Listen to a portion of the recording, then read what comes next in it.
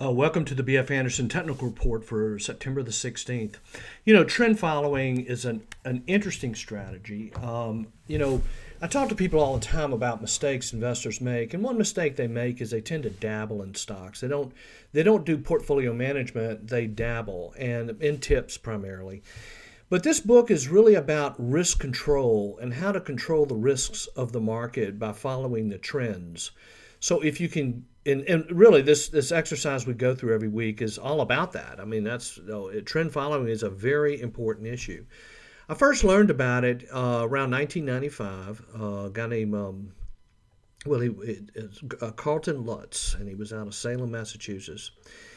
But I never met Carlton, but he had a friend that I knew down in New Orleans named Bert Loeb, and Bert was pretty sold on this, and Bert was he was a 90-year-old gentleman, worked for Dorsey and Company down in the French Quarter. But anyway, he introduced me to Carlton Lutz's work, and it really had a lot to do with trend following. I have found this to be very valuable information. So let's see if we can see the trends, and we'll talk more about trend following historically in a minute.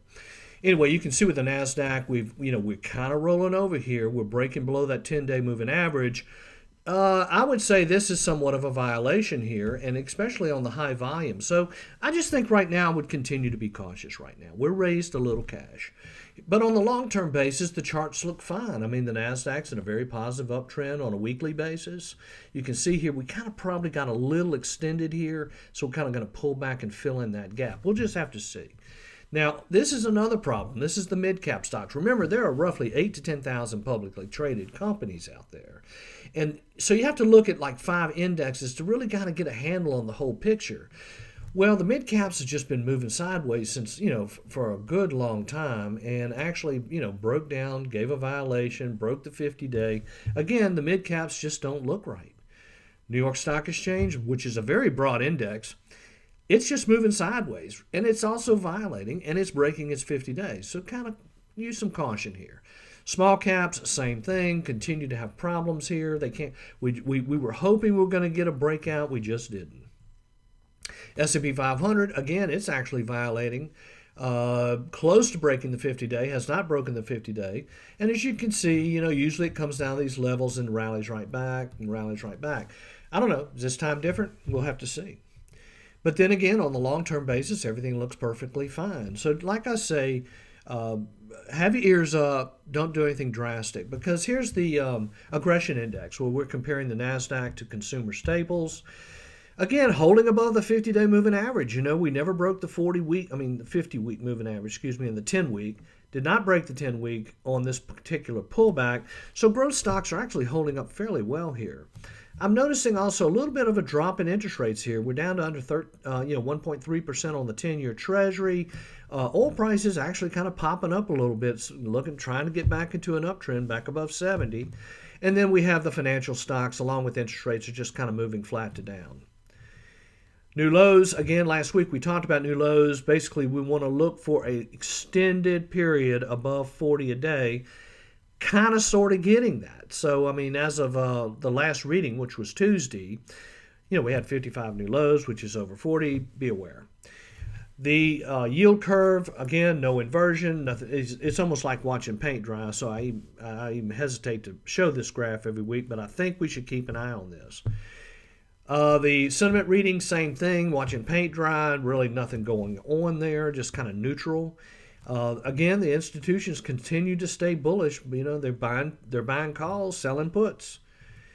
Now, on the Russell 2000 Growth Fund, or that's an ETF, which really kind of indicates what's going on with growth stocks.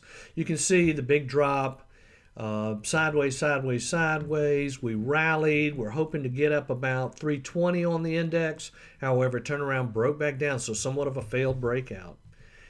Again, on the junk bonds, we're starting to see a little bit of a troubling sign here. We've gone into a downtrend here on this ratio, which is comparing junk bonds to treasury bonds. So if the economy is healthy, robust, exciting, no defaults, the junk bonds are going to do better. But if the market starts worrying about the economy, this is going to be where you're going to see it. But it is in an uptrend. Let's just keep an eye on it. It's not looking like it's going the right way, though. Volatility index kind of pulling up a little bit, nothing really to be too concerned about. Now, I wanted to talk a little bit about trend following. Controlling market risks is what this is all about.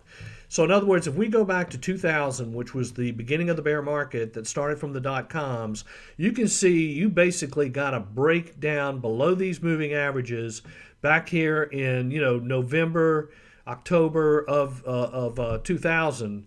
So if you would have taken action on this, hopefully you would have avoided a 49.15% drop over this time period. So trend following, this is what we're trying to learn here. I said once the trend is down, bad things start to happen. So, we're starting to see, this would be 2008, 2007, going into 2009. Again, the market lost 56.78%. This was the mortgage breakdown, the financial crisis.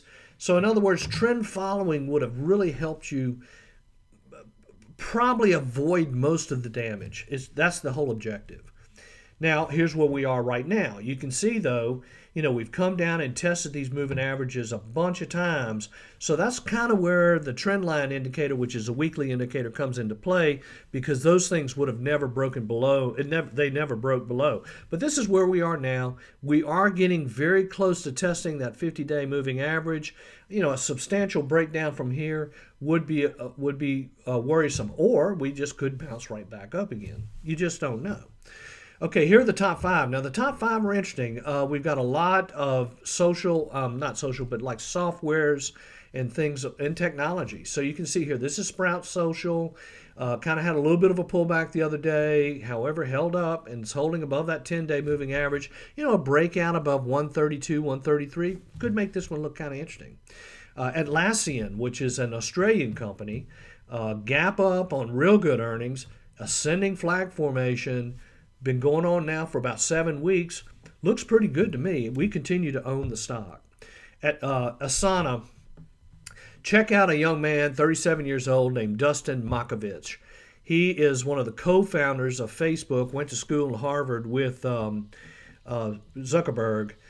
He is the CEO of this company, and within the last 3 months, he has bought about over $200 million worth of this stock, and he's CEO of the company, and he's 37 years old, and I've heard very interesting things about him. But this is an earnings gap, ascending flag, really looks interesting. Keep an eye on Asana and Dustin Makovich.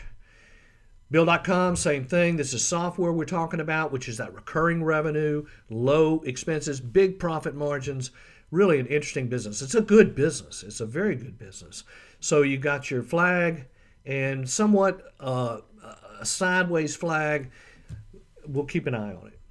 Lightspeed. Now this is a company that does omni-channel platforms, kind of like a Shopify, but they're specializing in just restaurants and hospitality.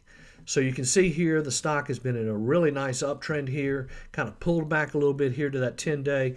I would continue to watch this one. A break above 125 would be interesting. So all in all, that's it. If you have any questions, please let me know. Thank you very much.